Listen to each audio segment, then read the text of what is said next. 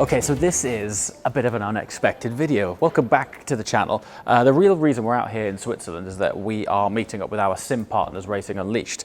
It just so happens that those guys are really well hooked up in the car world.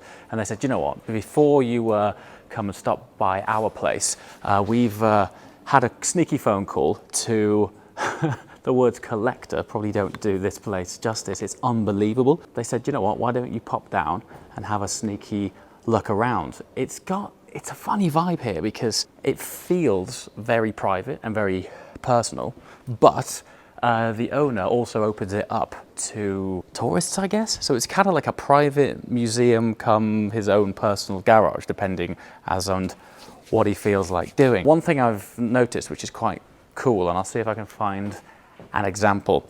The floor is fitted out with these grids, which effectively means that they can run cables underneath the floor and then pop them out underneath the cars, keeping them on trickle charge without having to have cables all over the place. And I did wonder why that was, but look, see, this is coming out from underneath the floor rather than having it, you know, come out of a plug point here and traipsing it all across the floor. I think we go for our corner over here. When I say our corner, these are cars which are kind of close to my heart. Okay, actually, just before we head over there and talk about a special pair of V12s, I don't think we've ever really covered what a Pista Pilotti actually is. So it could be dismissed as a Pista with some paint on it, which it kind of is. However, the significance of the car is that it was only ever offered to Ferrari clients that took place in Ferrari's racing programs. The numbers that you see painted on the cars, they're not just random.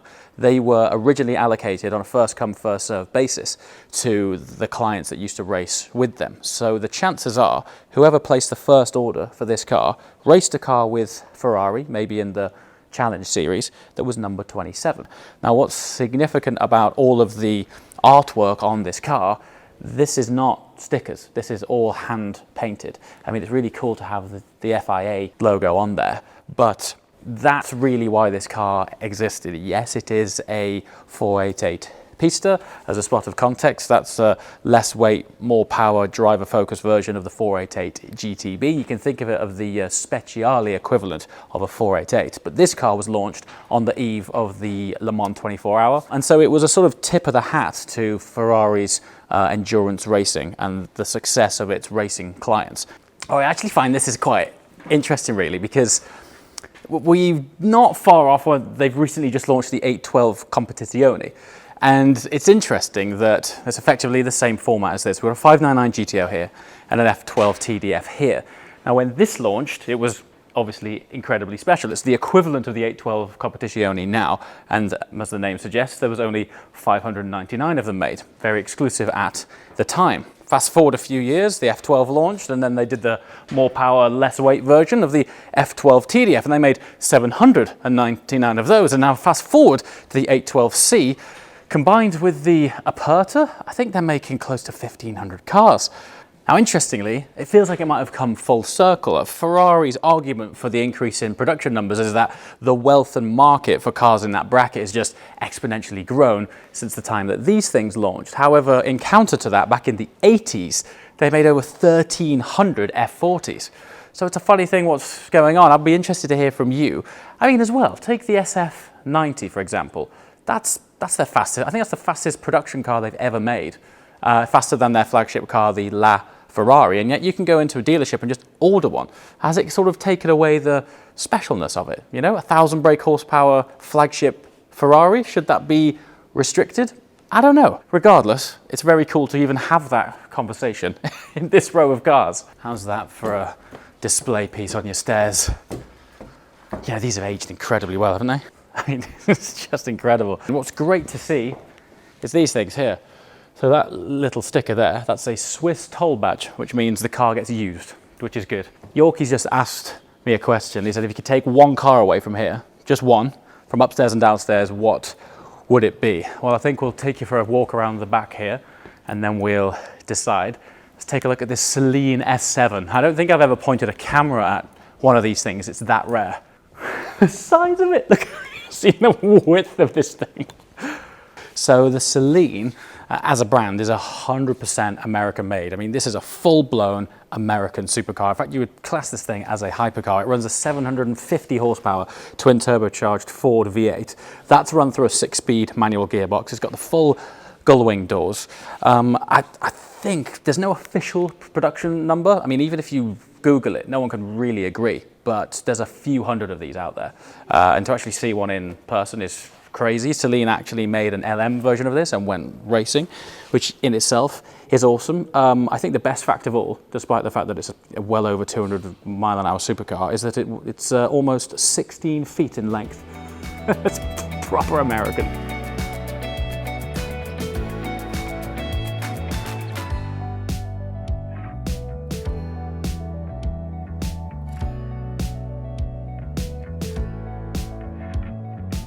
So, I've just taken a few minutes to take Yorkie's question seriously.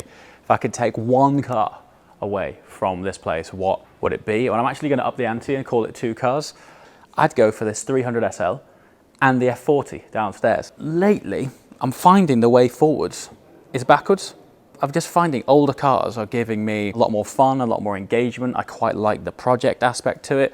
Not the project aspect on a 300 SL, because that would require remortgaging my entire life. But I don't know, I'm finding new supercars, they're almost getting too fast. I spent 5 days in a Ferrari SF90 and it was cool, but what are you supposed to do with 1,000 horsepower on the road? And then you take it on track and it's actually too heavy as a track car. It's not a track car and it's too fast on the road, so it's nice for a time. But we've just spent, what, 3 days in a 1970 Mercedes 280 SE. It was restored by Brabus. It was 200 horsepower and it was a drop head. And I was smiling for 3 days. It was so cool. And you're probably thinking, well, what about that F40? But you don't have to go fast in it in order to feel engaged. And I think that's probably the best thing about these slightly older cars, the modern classics. And I think that's probably a good moment to transition ourselves over to Racing Unleashed, because that's an environment which allows you to go very fast in a very controlled environment. Actually, I'll take that. Right then, come and check this out. This is a completely different world. It's one of the fastest growing sports, esports as the case would be, in the world right now, which is sim racing. Now, I've been really fortunate over the years to try out various different sims. I was even invited once to an actual F1 team's simulation room. It was like a full 360-degree rig on hydraulics. And honestly, the experience which these guys are providing for their races is probably 80% of that experience, which is mind-boggling. So all of these guys here are about to take part in an actual race. These are in a league, in a championship league. I mean, it's a full-on racing lounge. So Racing Unleashed, who are the people who founded it and established this series, they are channel partners. Before I dive in and show you the wonder kit that are these sims, they're actually looking for partners around the world to effectively become lounge partners and set up racing lounges like this in cool places around the world. So if you're interested and fancy setting up your own racing lounge, get in touch with us using the email in the description below. These are run on a hydraulically actuated platform, and I know that's nothing new, but to set a spot of context, the CEO of Racing Unleashed is a phenomenal woman called Manisha Kaltenborn, who was the first female team principal in Formula One. So she's put all of her learning and knowledge into the experience of these sims. They're so close and so real to what a real F1 development simulator is like, so much so that they have drivers in the real world from F3 and F2 using their sims in order to train themselves, and they are in the early stages of getting their drivers to graduate from these sims into the world of real racing, which in itself is just incredible. So these hydraulically actuate, and it's more to do with simulating going over curbs, undulations, lumps, bumps, and heaven forbid a crash. The steering wheel, paddle shift system in here, is developed using exactly the same technology as in F1, and in Racer League you can win around about 3,000 euros per race per #1 podium placement. So they're not playing around. This is like a real championship league. It's incredible stuff. Now, my favorite feature has got to be the belts, not because they're FIA certified racing harnesses, but inside here, these are attached to a retention module, which is linked in with the brake pressure. So they have an actual single-seater brake system in there. It's not from a simulator, it's from the real world of racing. When you apply your brake pressure, the harnesses tighten up on you and they can simulate up to 5G of deceleration. Sounds crazy, but the immersion that it adds to the overall driving experience is crazy. I've never felt anything like it. And it's got to a stage where there's teams. People are setting up their own teams and then they're looking to graduate up the ranks to win real money. What else is kind of funny? The first time that I got in one of these, one of the guys got out. He was wearing real racing boots and gloves. And I thought to myself, wow, he's taking it pretty seriously. But I was in one for 5 minutes and the palms of my hands started sweating and I couldn't grip the wheel as well as I thought I could. So now I understood why people were wearing actual racing gloves. Now, whether you're gonna race or not, doesn't really matter. For me, I love the training side of things. So we're really fortunate on the channel to do some racing and also travel the world doing track days.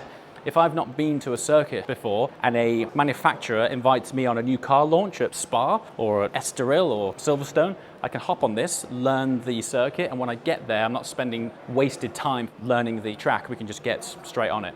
It's awesome. All right, just before these guys are about to actually have their race, that session was qualifying. This probably sets more context than anything. So they have an actual race control here. During the live races, stewards will sit here. They actually have a broadcasting center which centralizes all of the races taking place around the world, and they're ever expanding. And they have live presenters. So they control this like they're broadcasting an actual F1 race. Really, really cool.